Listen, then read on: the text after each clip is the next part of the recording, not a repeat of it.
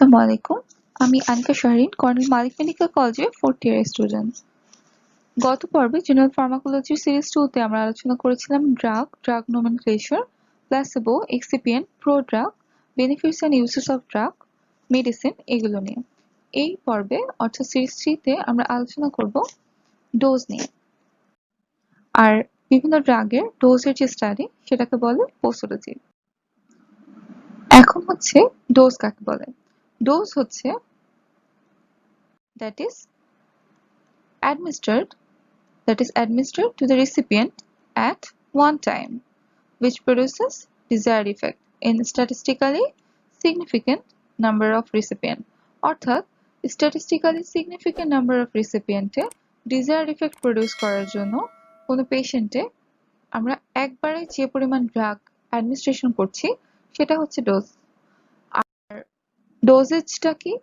এই যে ড্রাগের যে ডোজ সেটার যে amount or frequency and number সেটাই ডিটারমিনেশন করাটা হচ্ছে ডোসেজ।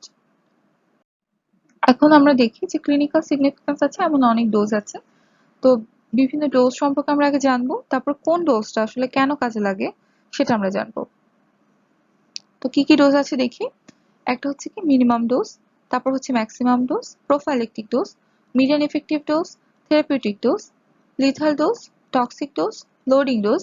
লোডিং ডোজটা কিন্তু খুব ইম্পর্টেন্ট আমাদের জন্য। তারপর মেইনটেনেন্স ডোজ, এটাও খুব ইম্পর্টেন্ট। লোডিং ডোজ আর মেইনটেনেন্স ডোজ এই দুটোর ক্লিনিক্যাল সিগনিফিকেন্স খুবই বেশি। তারপর আছে median lethal dose, median toxic dose, children dose, booster dose, fetal dose and test dose. এখন আমরা দেখি যে কোনটার ক্লিনিক্যাল সিগনিফিকেন্স কি। মিনিমাম ডোজটা আমরা আসলে কেন ব্যবহার করে থাকি? মিনিমাম ডোজটা আমরা একটা ড্রাগের যে মিনিমাম অ্যামাউন্ট আমরা প্রয়োজন হয় আমাদের পেশেন্টের ডিজায়ার্ড থেরাপিউটিক ইফেক্ট পাওয়ার জন্য, that is called minimum dose. তাহলে ম্যাক্সিমাম ডোজ কি হবে?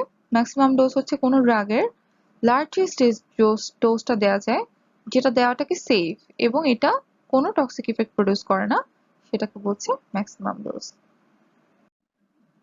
আচ্ছা, তো আমরা যে কোনো ডোজ যে দিচ্ছি এই ডোজগুলো আসলে দেয়ার মানে দিচ্ছি কেন? আমরা কোনো ডিজিজটাকে সাপ্রেস করার জন্য বা কন্ট্রোল করার জন্য। কিন্তু যে মেডিকেশন বা যে ট্রিটমেন্ট প্ল্যানটা আমরা করি কোনো ডিজিজ যাতে না হয় তার মানে সেটাকে আগেই প্রিভেন্ট করার জন্য, হওয়ার আগেই আমি ডিজিজ প্রিভেন্ট করার জন্য যেই মেডিকেশন বা ট্রিটমেন্ট প্ল্যান করি বা ডিজাইন করি সেটাই হচ্ছে কি আমাদের প্রোফাইলেক্টিক ডোজ। এরকম একটা এক্সাম্পল হচ্ছে প্রোফাইলেক্টিক অ্যান্টিবায়োটিক্স, যেটা আমরা কেন ইউজ করে থাকি? রিউমেটিক ফিভারের পরে যাতে সাবসিকুয়েন্ট ডেভেলপমেন্ট না হয় সিডেনহামস কোরিয়ার, এই জন্য আমরা কি প্রোফাইলেক্টিক অ্যান্টিবায়োটিক ইউজ করে থাকি। এখন হচ্ছে আমরা তিনটা ডোজ সম্পর্কে জানবো। একটা হচ্ছে মিডিয়ান ইফেক্টিভ ডোজ, একটা মিডিয়ান টক্সিক ডোজ অ্যান্ড একটা হচ্ছে মিডিয়ান লিথাল ডোজ। এখন মিডিয়ান ইফেক্টিভ ডোজটা কেন বলছি, মিডিয়ান কেন বলছে এই ডোজগুলোতে? মিডিয়ান বলছে কারণ এটার স্টাডিটা আসলে 50% টেস্ট অ্যানিমেল বা 50% এনিমেলের উপর হচ্ছে আমাদের যে ইফেক্ট সেটার উপর ডিপেন্ড করে আমাদের এই ডোজ শিডিউলটা, এই জন্য হচ্ছে আমাদের কি মিডিয়ান কথাটা এসেছে। আর ইফেক্টিভ কেন? 50% অ্যানিমেলে যদি ডিজায়ার্ড ইফেক্ট দেয় that is called median effective dose. আর যদি 50% অ্যানিমেল মারা যায় তাহলে সেই ডোজটাকে বলছে মিডিয়ান লিথাল ডোজ। আর যেই ডোজে 50% অ্যানিমেলে টক্সিক ইফেক্ট প্রডিউস করবে সেই ডোজটা হচ্ছে আমাদের মিডিয়ান টক্সিক ডোজ।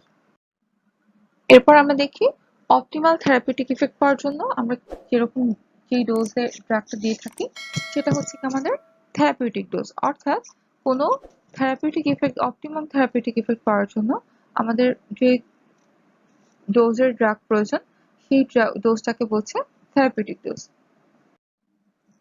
এখন আমরা চারটা ডোজ সম্পর্কে জানবো। এগুলোর মধ্যে লিথাল ডোজ আর ফ্যাটাল ডোজটা আমরা একসাথে করবো। কারণ হচ্ছে লিথাল ডোজে যে অ্যামাউন্ট অফ ডোজ যেটা ব্যবহার করা হয়, যেটা দিলে সাম অফ দ্য এক্সপেরিমেন্টাল এনিমেলে ডেথ হয়, সেটা হচ্ছে লিথাল ডোজ। আর যেটাতে টেস্ট অ্যানিমেলে 100% অ্যানিমেলের মারা যায় সেটা হচ্ছে ফ্যাটাল ডোজ। এখন লিথাল ডোজ আর হচ্ছে ফ্যাটাল ডোজ। এখন টক্সিক ডোজ কোনগুলো? টক্সিক ডোজ হচ্ছে যেই ডোজটা দিলে সাইন অ্যান্ড সিমটমস প্রকাশ পায় ড্রাগ টক্সিসিটির। আর টেস্ট ডোজটা আসলে আমরা যে নর্মাল ফুল থেরাপিউটিক ডোজ দেই সেটার আগে আমরা একটা ইনিশিয়াল অ্যামাউন্টের একটা ডোজ দিয়ে থাকি, ইনিশিয়াল একটা ডোজ দিয়ে থাকি দেখার জন্য যে ওই ডোজটা আমাদের মানে ড্রাগটা আমাদের টিস্যুর প্রতি কিরকম রেসপন্স করছে এটা বোঝার জন্য আমরা যে ইনিশিয়াল অ্যামাউন্ট অফ ড্রাগ দিয়ে থাকি সেটাকেই বলছি হচ্ছে আমাদের টেস্ট ডোজ।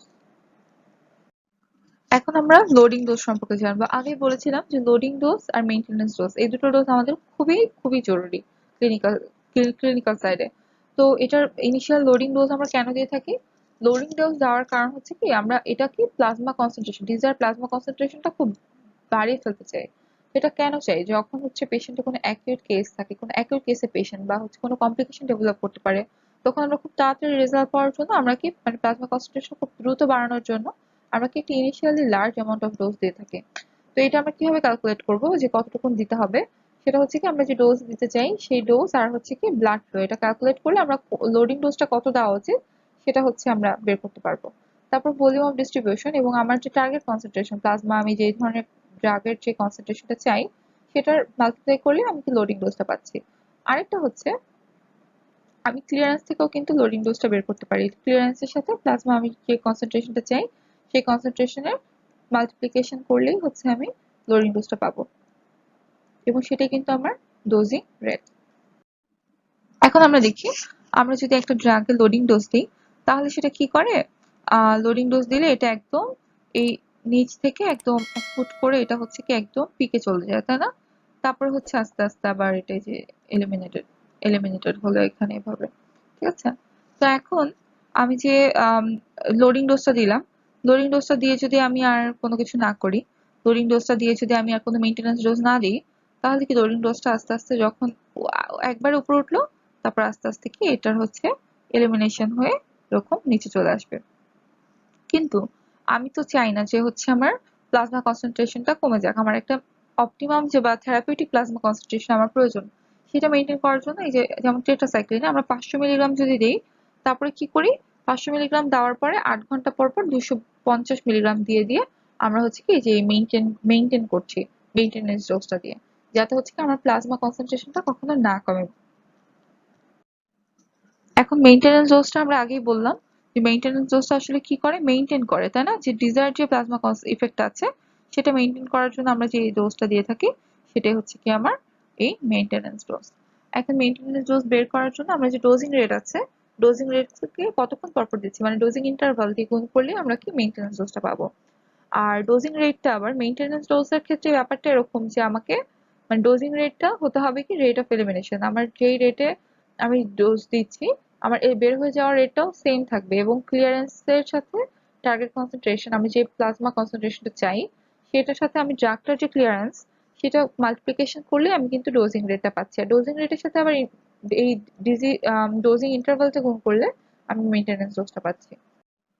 এখন মেইনটেনেন্স ডোজটা আসলে ক্লিনিক্যাল সিচুয়েশনে এমন থাকতে হয় যে এটা যেন একটা স্টেডি স্টেট বডিতে একটা steady state of drug produce করে। মানে যখন আমার একটা ড্রাগের আমি একটা ডোজ দিচ্ছি একটা ইচ ডোজ দিচ্ছি তখন এটা এমন ইনাফ হতে হবে ডোজটা যেন সেটা রিপ্লেস করতে পারে, যেন সেটা রিপ্লেস করতে পারে যে আগের যে প্রিসিডিং ডোজটা আছে সেটার ড্রাগ এলিমিনেশন হয়ে যাওয়াটা এটা যেন রিপ্লেস করতে পারে। অর্থাৎ আমার বডিতে যেন সবসময়ই ওই অ্যাপ্রোপ্রিয়েট যে মেইনটেনেন্স যে মানে মেইনটেনেন্সের যে ব্যাপারটা মানে ডোজটা মেইনটেইন করার যে ব্যাপারটা সেটা যেন থাকে। তো এই জন্য এই যে অ্যাপ্রোপ্রিয়েট মেইনটেনেন্স ডোজ এইটাই কিন্তু ক্যালকুলেট করাটা আমাদের মেইন প্রাইমারি গোল। কারণ আমরা চাই যে একটা নির্দিষ্ট অ্যামাউন্ট অফ ড্রাগ প্লাজমায় প্রেজেন্ট থাকুক। তো এই জন্য ক্লিয়ারেন্স হচ্ছে কি সবচেয়ে ইম্পর্টেন্ট ফার্মাকোকাইনেটিক টার্ম। কারণ আমরা কি যেখানে ক্লিয়ারেন্সের সাথে কি আমরা হচ্ছে টার্গেট কনসেন্ট্রেশন মাল্টিপ্লিকেশন করে আমরা কি ডোজিং রেটটা পাচ্ছি। তো এটা তো হচ্ছে আমাদের ইন্টারভেনাস রুটে যদি আমরা দিই বা যেটা 100% বায়োঅ্যাভেলেবিলিটি। কিন্তু যদি আমরা ওরাল রুটে দিই তাহলে কিন্তু 100% না। তো তখন আমরা কিভাবে আমাদের মানে ইকুয়েশনটা হবে, তখন ইকুয়েশনটা একটু মডিফিকেশন হবে যে ডোজিং রেট যেটা ছিল সেটা আসলে ডোজিং রেট যেটা নর্মাল ডোজিং রেট সেটাকে আমি আমাদের হচ্ছে যে ওরাল রুটে যে বায়োঅ্যাভেলেবিলিটি সেটা দিয়ে ভাগ করলেই হচ্ছে আমরা ডোজিং রেটটা পাবো। এখন ইন্টারমিটেন্ট ডোজ যদি দেওয়া হয় তাহলে আবার মেইনটেনেন্স ডোজ দেওয়ার জন্য আমাদের কি করতে হবে, ডোজিং রেটের সাথে সেই ডোজিং ইন্টারভালের গুণ করে আমরা মেইনটেনেন্স ডোজটা পাবো। এখন আমরা একটা এক্সাম্পল, একটা ক্যালকুলেশন করব, ক্যালকুলেশন শিখবো। নর্মালি আমাদের একটা টার্গেট প্লাজমা থিওফাইলিন কনসেন্ট্রেশন প্রয়োজন 10 মিলিগ্রাম পার লিটার, যেটা কেন প্রয়োজন আমাদের, রিলিফ করার জন্য acute bronchial asthma in a patient. এখন এই অ্যাকিউট ব্রঙ্কিয়াল অ্যাজমার পেশেন্টে আমাদের এটা রিলিফ করার জন্য 10 milligram per litre theophylline present থাকা প্রয়োজন প্লাজমায়। তো এটা মেনটেন করার জন্য আমাদেরকে ডোজিং রেটটা কেমন হতে হবে বা আমাদের মেইনটেনেন্স ডোজটা কেমন হবে সেটা আমরা ক্যালকুলেট করব। তো ডোজিং রেট আমরা আগেই জানি, ক্লিয়ারেন্স আর টার্গেট কনসেন্ট্রেশন, আমাদের একটা চার্ট আছে ওই বিভিন্ন ড্রাগের কোনটার volume of distribution, target concentration and clearance, এগুলো হচ্ছে কি একসাথে দেওয়া থাকে। তো ওখান থেকে আমরা জানতে পারি যে হচ্ছে কি থিওফাইলিনের ক্লিয়ারেন্স হচ্ছে 2.8 litre per hour per 70 kg. আর টার্গেট কনসেন্ট্রেশন আগে বলে দিয়েছে যে অ্যাকিউট ব্রঙ্কিয়াল অ্যাজমা রিলিফ করার জন্য 10 মিলিগ্রাম পার লিটার প্রয়োজন। তাহলে এই ডোজিং রেটটা কত হবে, 28 milligram per hour per 70 kg. এখন এই পেশেন্টে এটা হচ্ছে ইনফিউশন যদি হচ্ছে, প্রপার ইনফিউশন যদি আইভি যদি থাকে তাহলে হচ্ছে পেশেন্টে 28 মিলিগ্রাম পার আওয়ার দিতে হবে। কিন্তু যদি অ্যাজমাটিকটা রিলিভড হয় তাহলে ক্লিনিশিয়ান হয়তো মনে করতে পারে যে হচ্ছে এই প্লাজমা লেভেলটি মেনটেন করবে কিন্তু ওরাল থিওফাইলিন দিয়ে। তখন কিভাবে মেনটেন করবে, তখন 12 ঘন্টা পর পর এমন একটা এক্সটেন্ডেড রিলিজ ফর্মুলেশন ইউজ করবে যেটা এই কন্টিনিউয়াস যে ইন্টারভেনাস ইনফিউশন ছিল সেটাকে অ্যাপ্রক্সিমেট করে। এখন এটা মেনটেন করার জন্য আমাদেরকে ওরাল রুটের বায়োঅ্যাভেলেবিলিটি জানতে হবে, দ্যাট ইজ 0.96। এখন ওরাল রুটের আমরা কতক্ষণ পর পর দিচ্ছি, 12 ঘন্টা পর পর। তাহলে 12 ঘন্টা পর পর আমাদের ডোজিং রেট হচ্ছে 28, আমরা আগে এখান থেকে পেয়েছি, এই যে এখান থেকে পেয়েছি 28 হচ্ছে মিলিগ্রাম পার আওয়ার। আর আমাদের ওরাল রুটের বায়োঅ্যাভেলেবিলিটি হচ্ছে 0.96, যার আর আমাদের যে dosing interval that is 12 hour. So calculation করলে আমরা পাচ্ছি 350 milligram, that is maintenance dose. এখন আমাদেরকে তাহলে কি একটা ট্যাবলেট বা ক্যাপসুল এমন ইউজ করতে হবে যেটা আইডিয়াল ডোজটা হচ্ছে কি 350 মিলিগ্রাম, এবং এটাকে 12 ঘন্টা পর পর ইউজ করবো, 12 ঘন্টা বা 12 আওয়ারলি। আর যদি আমি 8 ঘন্টা পর পর ইউজ করতে চাই আমরা, তাহলে কি হবে, এই ডোজটা কেমন হবে, তখন ডোজটা হবে হচ্ছে 233 মিলিগ্রাম। আর যদি একবার সারাদিনে একবারই একটা ডোজ ইউজ করতে হয় এই কনসেন্ট্রেশন, এই 10 মিলিগ্রাম কনসেন্ট্রেশনটা মেনটেন করার জন্য প্লাজমা কনসেন্ট্রেশন, তাহলে ব্যবহার করতে হবে হচ্ছে 700 মিলিগ্রাম। একবার যদি আমরা দেই তাহলে আমাদেরকে মেইনটেনেন্স ডোজটা দিতে হবে হচ্ছে 700 মিলিগ্রাম। এখন আমরা দেখি এখানে এই যে ব্ল্যাক লাইনটা, এই ব্ল্যাক লাইনটা হচ্ছে কি আমরা যখন ইন্ট্রাভেনাস ইনফিউশন করছি, এই যে ব্ল্যাক লাইনটা, এটা আমরা যখন ইন্ট্রাভেনাস ইনফিউশন করছি একটা 10 এর ওঠার পরেই কি এই যে এখান থেকে আস্তে আস্তে আমাদের কি এটা কিন্তু একটা স্টেডি স্টেট মেনটেন করেছে, তাই না? কিন্তু যখন হচ্ছে আমরা 8 আওয়ারলি দিচ্ছি, তখন 8 আওয়ারলি দিলে দেখা যাচ্ছে যে এই যে অরেঞ্জটা, এটা হচ্ছে কি আমাদের প্লাজমা কনসেন্ট্রেশনটা বেড়েছে, তারপর আবার কমেছে, আবার বেড়েছে, আবার কমেছে, এভাবে করে আমাদের একটা স্টেডি স্টেট মেনটেন করেছে। কিন্তু এরাও কিন্তু মানে এই যে এভারেজ যে প্লাজমা কনসেন্ট্রেশন সেটা কিন্তু 10 মিলিগ্রামে। তারপরে যদি আমি একবার দিয়ে থাকি বা 670 দিয়ে থাকি, 72 মিলিগ্রাম দিয়ে থাকি 12 আওয়ারলি, 24 ঘন্টা একবার দিয়ে থাকি, তাহলে কিন্তু এই যে এরকম একবার এলিমিনেটেড হয়ে আবার হচ্ছে রাইজ করছে, তারপর হচ্ছে আবার এলিমিনেটেড হচ্ছে। কিন্তু আমরা কিন্তু 24 ঘন্টা লাগছে এটা কিন্তু, হ্যাঁ, এই যে পুরোপুরি এটাকে এলিমিনেটেড হতে। এটা এই যে 8 ঘন্টা, তারপরে হচ্ছে 16 ঘন্টা, ওই যে 24 ঘন্টা। তাহলে 24 ঘন্টার মধ্যে এটাকে একদম এলিমিনেটেড হবে। তারপর আমরা আবার দিব, তারপর এটা আবার রাইজ করবে, আবার এটা হচ্ছে আমাদের কমে যাবে, আবার কমে গেলে আবার 48 ঘন্টা, মানে 24 ঘন্টা একবার দিব, আবার 48 ঘন্টা পর আবার দিব, তখন আবার সেটা প্লাজমা কনসেন্ট্রেশনটা রাইজ করবে। এটা হচ্ছে একটা গ্রাফিক্যাল প্রেজেন্টেশন যে কোন ডোজে দিলে আসলে প্লাজমা কনসেন্ট্রেশনটা কিভাবে রাইজ করছে। আর এই যে আমরা টার্গেট কনসেন্ট্রেশন নিয়ে এত কথা বললাম যে আমাদের একটা টার্গেট কনসেন্ট্রেশন দরকার, সেটা আসলে আমরা কিভাবে বুঝবো যে আমাদের টার্গেট কনসেন্ট্রেশন আমি যেটা চাচ্ছি সেটা আসলে ঠিক আছে পেশেন্টের জন্য? তো সেটা করার জন্য আমাদেরকে কি ভলিউম অফ ডিস্ট্রিবিউশন এবং ক্লিয়ারেন্স এগুলো অ্যাডজাস্ট করতে হবে। মানে কোনো পেশেন্টের যদি ওয়েট নিয়ে প্রবলেম থাকে বা হচ্ছে অবেজ থাকে বা হচ্ছে বেশি অবেজ থাকে বা হচ্ছে রিনাল ফাংশন ইম্পেয়ারমেন্ট থাকে, তাহলে তাদের ওয়েট আর হচ্ছে রেনাল ফাংশন এগুলোর সাথে অ্যাডজাস্ট করে আমাদেরকে ভলিউম অফ ডিস্ট্রিবিউশন আর ক্লিয়ারেন্সটা প্রেডিক্ট করতে হবে। তারপরে আমাদের একটা এই যে মানে টার্গেট কনসেন্ট্রেশন বা ভলিউম অফ ডিস্ট্রিবিউশন বা ক্লিয়ারেন্স একটা ড্রাগের, ওইটা থেকে আমাদেরকে লোডিং ডোজটাকে আমাদেরকে ক্যালকুলেশন করতে হবে বা মেইনটেনেন্স ডোজটাকেও ক্যালকুলেশন করতে হবে।